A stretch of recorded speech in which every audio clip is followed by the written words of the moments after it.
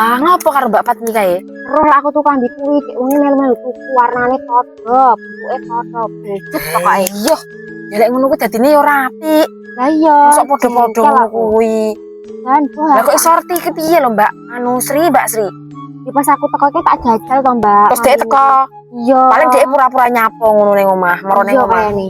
Dhek pura-pura nyilih apa ngono ora? Iya, ndek nyilih brambang. Oh, nyilih brambang ki nyilih. Iya. Ya Allah, lah gini terus dhek tuku langsung klambine. Iya.